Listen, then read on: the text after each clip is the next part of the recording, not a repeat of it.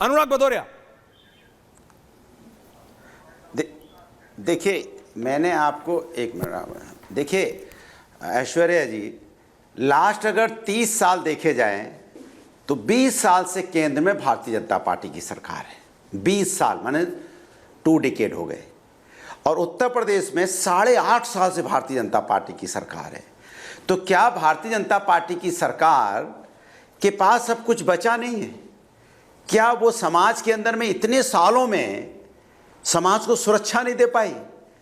क्या पिछले साल इस तरह की घटना हुई? क्या उसके पहले हुई? क्या उसके पहले हुई? क्या उसके पहले हुई? आखिर अचानक ये क्यों माहौल बनाया जा रहा है संभल में?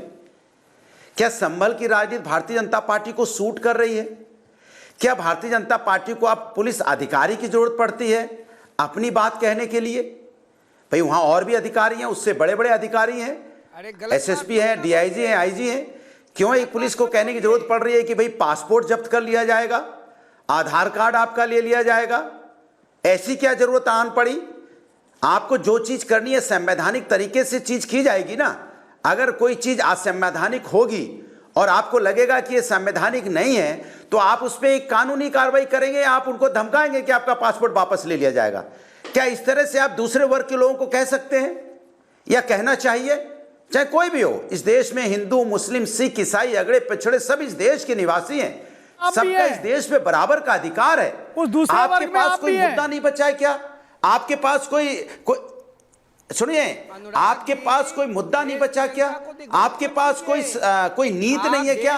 इस समाज के अंदर में क्यों नहीं आप बात करते कि एक एजुकेशन होनी चाहिए, एक स्वास्थ्य व्यवस्था होनी चाहिए, एक तरह से यहाँ पे लोगों को न्याय मिलना चाहिए, महिला सुरक्षा होना चाहिए। सबसे ज्यादा मुस्लिम आईएएस ऑफिसर बने हमारे देश पे बीजेपी की सरकार में, सबसे ज्यादा आईएएस ऑफिसर बने बीजेपी गवर्नमेंट में। समाज के अंदर स्किल का जो पूरा मिनिस्ट्री है उसके अंदर कौन ले रहा है लाभ उसका? देश के अंदर में जिस तरह से यहाँ पे पर्चा लीक हुए हैं, उत्तर प्रदेश के अंदर में पर्चा लीक नहीं होना चाहिए क्या? इस देश के उत्तर प्रदेश के अंदर में लगातार जो कानून व्यवस्था ध्वस्त होती जा रही है, जो बार बार इस तरह के दंगे और नफरत की राजनीति देखने को मिल रही है, बंद होनी चाहिए। यही तो हमारा काम होना चाहिए सरकार का।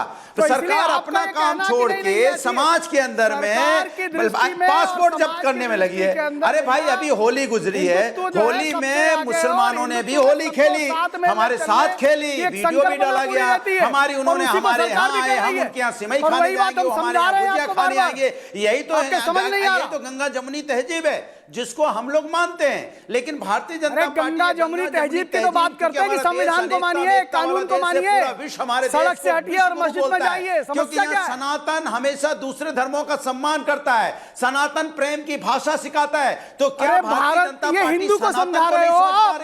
जिस हिंदू ने कहा कि हयानिजा परावेती, या भारतीय जनता पार्टी सत्ता के चक्कर में नफरत की राजनीति करती है? सनातन तो यहाँ नफरत की बात नहीं सिखाता। एकम सत्य विपरा बहुधा वदन्ति का विचार हम देते हैं। देके दिखाओ ना वहां से, वो बोल के दिखाए ना। विश्व गुरु बोले जाते हैं। अगर हम विश्व गुरु हैं, आवाज नहीं आ रही मेरे को, हम अनेकता में एकता वाला देखिए बात सुनिए। Can I be on air? I am speaking. Thank you very much. Anurag Bhadauria Chaudhary साहब, एक मिनट। सरवर साहब, रतेंद्र भाटिया एंड राशिद शरीफ, एक सेकंड रोहित, एक सेकंड रोहित जी, यही मैं कह रहा था। ये मतलब अनुराग भदौरिया के आते ही ये सिंड्रोम है, सब बोलने लगते हैं। Anurag ji please, Anurag ji please. ये हिंदुस्तान की संस्कृति संस्कार है। नहीं, संस्कृति संस्कार क्या? एक सेकंड, नहीं, संस्कृति संस्कार क्या पत्थर फेंकना है? संस्कृति संस्कार क्या छतों पर पत्थर इकट्ठा करना है? संस्कृति संस्कार क्या छतों पर कांच की बोतलों में मिट्टी का तेल और पेट्रोल भर के रखना है? नहीं, संस्कृति क्या दंगे करना है? नहीं, संस्कृति क्या, नहीं, संस्कृति क्या, नहीं, देखिए संस्कृति क्या है ना, ये अनुराग भदौरिया आपको बताने की जरूरत है और ना उसकी आवश्यकता है। Sarwar sahab, Bhatia ji, Rohit, Sarwar sahab and Rashid Sharif, can I have these 4 people? Sarwar sahab, Anurag ji please दादा। सरवर साहब, मुसलमान भाइयों बहनों को उनके घर में जी नमाज पढ़ने से या किसी को पूजा करने से ना कोई रोक रहा है ना कोई रोक सकता है।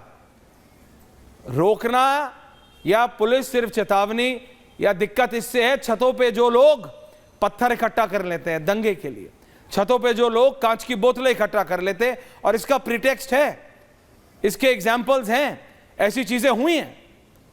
अनुराग जी हंस सकते हैं लेकिन दैट्स द रियलिटी। सरवर साहब, देखिए, अगर कहीं कोई इस तरह की घटना हुई तो उसको आधार बनाकर अगर आप काम करेंगे तो 2014 में पटना के गांधी मैदान में रावण दहन में इतनी बड़ी घटना घटी कि 3 दर्जन लोग मारे गए थे। तो क्या रावण दहन मैदान में बंद करवा दिया जाए? कुंभ में भगदड़ मच के सैकड़ों लोगों ने अपनी जान गंवाई, तो क्या कुंभ का आयोजन रोक दिया जाएगा? नई दिल्ली रेलवे स्टेशन पर अव्यवस्था में सैकड़ों लोगों ने जान गंवा दी, तो क्या आवागमन ठप कर दिया जाएगा? ये एक बात हो गई। जवाब भगदड़ है और दूसरा सवाल ये है, मारा जा रहा है, यहाँ पत्थर मारे जा रहे हैं, वहाँ भगदड़ अलग विषय है। तो आप उसको जोड़कर मत देखिए। नहीं कहे, वो दोनों एक चीज नहीं हो सकती हाफिज भाई। मैं जोड़ बता रहा हूं।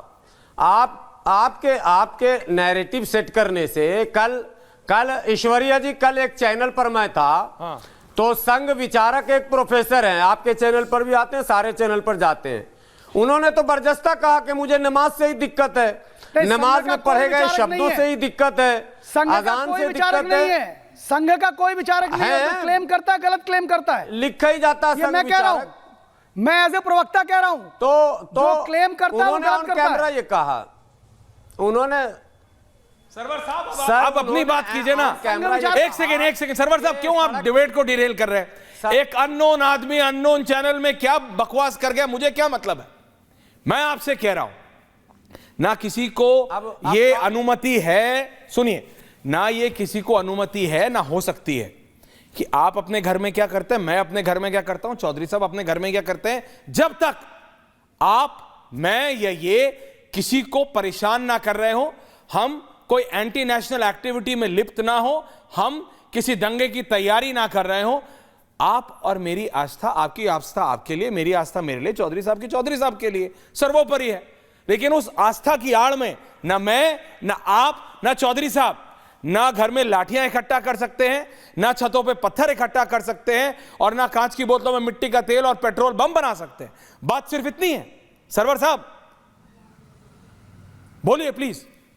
मैं बस इतनी सी बात का जवाब एकदम 10 सेकंड में, कि छत पर पत्थर आसमान से तो आते नहीं होंगे, पत्थर तो कहीं से लाया जाता होगा। क्या पुलिस ने किसी मुसलमान को रेलवे पटरी से पत्थर उठाकर अपने घर तक ले जाते हुए पकड़ा या नहीं पकड़ा? और अगर नहीं पकड़ा तो अनुज चौधरी को सस्पेंड कीजिए कि रास्ते में नहीं पकड़े, फिर जबरदस्ती घर में कैसे आ गया? इसका मतलब वो सारे हथियार आ सकते हैं, फिर तो पाकिस्तान से भी हथियार आ जाएगा। अरे आप आ कहां से रहा? वो मैंने रास्ता तो रोक ही नहीं रहे हो, गांजा बेचने वाले को पकड़ ही नहीं रहे हो, अफीम बेचने वाले को पकड़ ही नहीं रहे हो, छत पे पत्थर कैसे आ गया?